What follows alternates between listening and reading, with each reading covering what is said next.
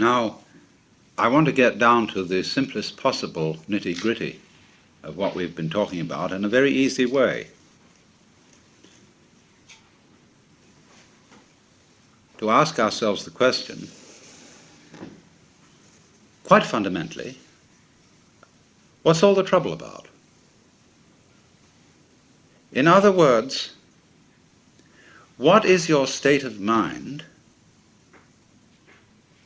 when you contemplate the possibility of everything becoming nothing?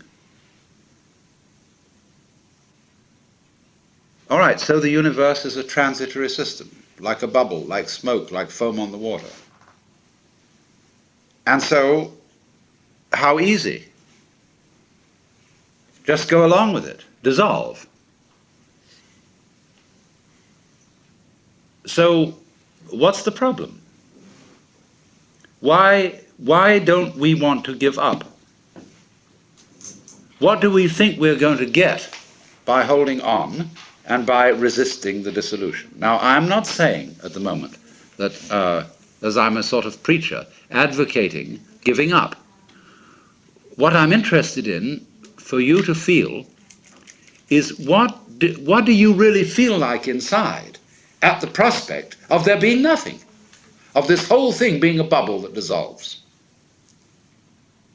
You see, about death, the reality of approaching death, people are apt to feel chilly, cold, lonely, scared because it's an unknown. The most frightening thing about death is there might be something beyond it, and you don't know what it is. You remember facing the world as a child, or at any time, the world is full of threats, mostly from other people. And there are monsters. There are all sorts of things which scare you, but beyond every monster is death. Dissolution is the end of it all. And by and large, the art of government is to fill that void beyond death with threats of a rather unspecified nature, so that we can rule people by saying, if you don't do as I tell you, I'll kill you, or you'll kill yourself.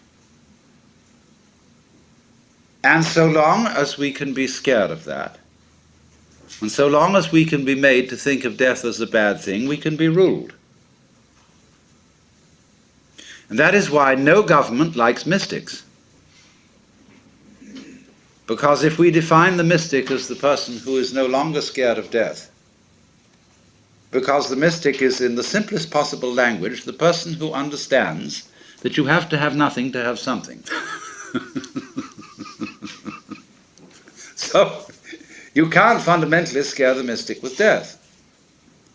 Because, say, well, what end can it all come to? What's all the trouble about? The most it can come to is nothing. I mean, there may be some troubles on the way of resisting this, basically resisting it. I mean, as you might say, the very cells in your body resist their dissolution.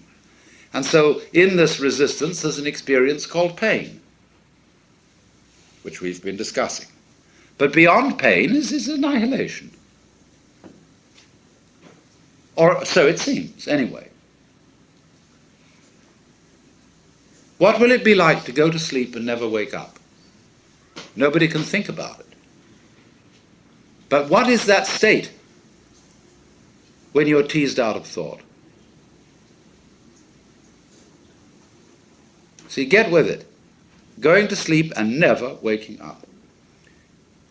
This is not, as you would fantasize it, a state of being in the dark forever. It is not like being buried alive, because then there's an experience of darkness.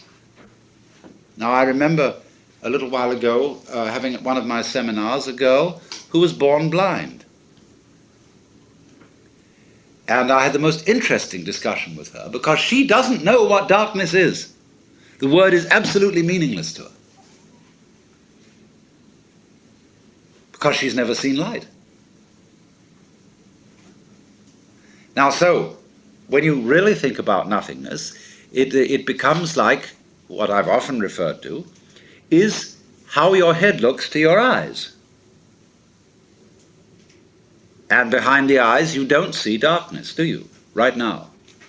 You're not aware of a contrast of light here and black there. Behind the visual field, this way, you can't see darkness. There is simply nothing conceivable at all. Neither darkness nor light. See? All right, so, might one venture to say almost that that area of blankness we call death is what lies behind the eyes. In other words, it is what we can't think about that's what's watching. In other words, the farthest we can go in thinking about nothing, you see, we get to the root of the matter. Let me put this in another way. The world is form. Now, you cannot look for the origin of form in form, because what you would get then would be a universe where you couldn't make out any form at all because there was so much of it.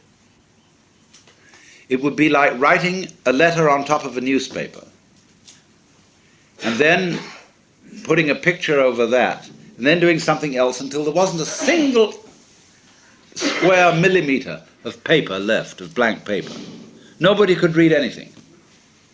But one can read, one can see form, one can see the world, simply because there's always emptiness behind it. So you see, in this way, emptiness being the mother of form. And you can always say, yes, only the form is there, that's all that's real. But that is only saying it's all that is figure. What about background? It always has to be there.